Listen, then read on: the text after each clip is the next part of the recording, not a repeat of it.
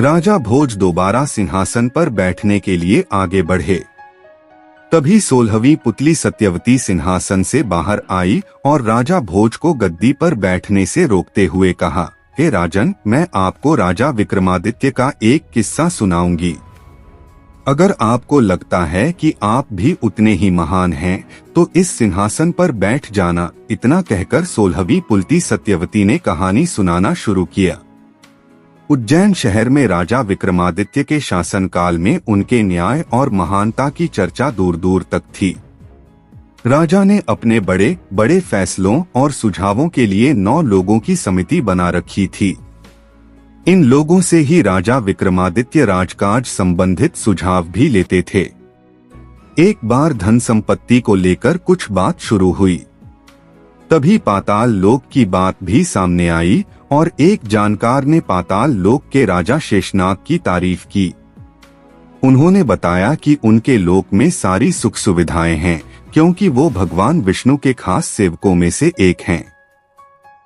शेषनाग का स्थान भगवान के बराबर माना गया है और जो भी उनके दर्शन करता है उसका जीवन धन्य हो जाता है। इतना सुनते ही राजा विक्रमादित्य ने पाताल लोक जाकर उनसे मिलने का मन बना लिया। तभी राजा विक्रमादित्य ने अपने बेतालों को याद किया और उनके साथ पाताल लोक पहुंच गए। वहां उन्होंने जानकारों की कही सारी बातों को सही पाया। जब शेषनाग को राजा विक्रमादित्य के आने की खबर मिली तो वो उनसे मिलने पहुंच गए। राजा विक्रमादित्य ने शेषनाग को नमस्ते करते हुए अपना नाम और पाताल लोक आने का कारण बताया। राजा विक्रमादित्य की बातें सुनकर और उनके व्यवहार से शेषनाग इतने खुश हुए कि राजा विक्रमादित्य को जाते जाते उपहार के तौर पर 4 चमत्कारी रत्न दिए। चारों रत्न की अपनी अपनी खूबी थी। पहले रत्न से मनचाहा धन, दूसरे रत्न से मनचाहे कपड़े व गहने, तीसरे रत्न से किसी भी तरह की पालकी, घोड़ा या रथ और चौथे रत्न से मान सम्मान मिल सकता था। रत्न मिलने के बाद राजा विक्रमादित्य ने शेषनाग को प्रणाम किया और अपने बेतालों के साथ राज्य लौट गए। चारों रत्न लेकर राजा विक्रमादित्य अपने राज्य में प्रवेश कर ही रहे थे कि रास्ते में उनकी मुलाकात एक ब्राह्मण से हुई। ब्राह्मण ने राजा से पाताल लोक की यात्रा के बारे में पूछा।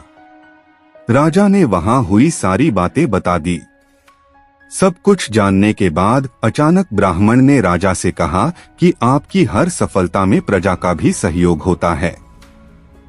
ब्राह्मण की इस बात को सुनते ही राजा विक्रमादित्य उनके मन की बात को समझ गए और तुरंत उन्होंने ब्राह्मण को अपनी इच्छा से एक रत्न लेने को कहा।